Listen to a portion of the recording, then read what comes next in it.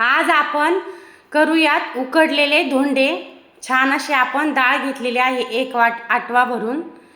छान स्वच्छ पाण्याने डाळीला आपण 2 पाण्याने घेऊयात स्वच्छ धुवून। छान अशी आपण डाळ एक आटवा भरून घेतलेली आहे। आता डाळीला आपण छान धुवून घेतलेले आहे। आता आपण डाळ घेऊयात लावून कुकरला 4-5 शिट्ट्या घेऊयात डाळीच्या छान अशा काढून।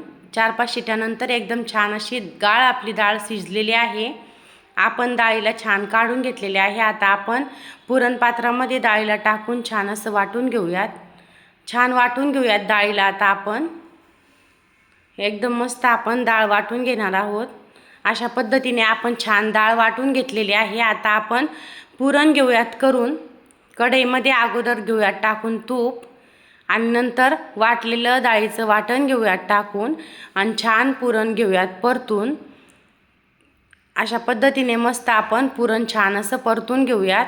1 आटवा आपण डाळ घेतलेली आहे, त्याप्रमाणेच आपण साखर घेऊयात टाकून 1 आटवा आपण साखर टाकणार आहोत आणि छान आता डाळ मिक्स करून घेऊयात। छान अशी साखर अशी मस्त आपली साखर पुरणामध्ये छान मिक्स झालेली आहे।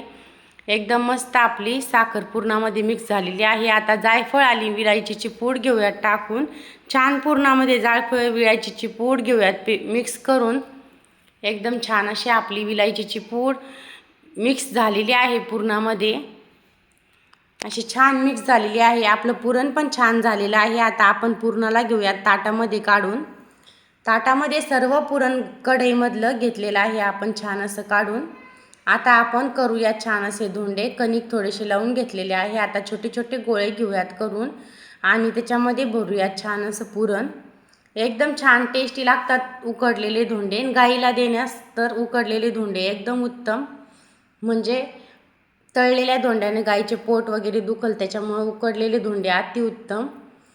त्याच्यामुळे आपण असे छान उकडून घेणार आहोत आज धोंड्यांना। असे एक एक करून आपण सर्व धोंडे घेऊयात करून। असे छान एक एक करून आपण सर्व धोंडे घेणार आहोत करून। धोंडे गाईला दिल्यावर एकदम चांगलं असतं अधिक मासामध्ये। अशा पद्धतीने आपले एक एक करून आपण सर्व धोंडे घेणार आहोत करून। असे झालेले आहेत आपले तयार सर्व धोंडे। आता पाण्याला छान अशी उकळी आलेली आहे। आता आपण त्याच्यामध्ये टाकूयात तेल आणि धोंडे घेऊयात त्याच्यामध्ये टाकून 5 मिनिट किंवा 10 मिनिट छान असं आपण धोंड्याला वाफवून घेणार आहोत। असं छान आता आपण त्याच्यामध्ये टाकूयात एक एक करून धोंडे घेऊयात टाकून। एकदम छान असे आपले धोंडे होणार आहेत तयार। एक एक करून आपण धोंडे घेतलेले आहेत टाकून छान असे। आता उकळी येऊ देऊ, छान शिजून घेऊ धोंड्याला। असे मस्त आपले शिजत आहेत धोंडे। एकदम छान असे फुललेले आहेत एकदम छान। अगोदर किती कमी होते, आता किती जास्त दिसायले। ते एकदम मस्त फुललेले आहेत धोंडे आपले। फुललेले म्हणजे असे छान असे वाफलेले आहेत आपले धोंडे। एकदम मस्त असे धोंडे आपले वाफलेले आहेत। आता आपण धोंडे घेऊयात काढून। एकदम छान धोंडे आपले वाफलेले आहेत। आता आपण चाळणीमध्ये धोंडे घेऊयात काढून। अशा पद्धतीने आपण छान असे धोंडे चाळणीमध्ये घेतलेले आहेत काढून। अशाच नवनवीन रेसिपीज पाहण्यासाठी पूजा रेसिपीला सबस्क्राईब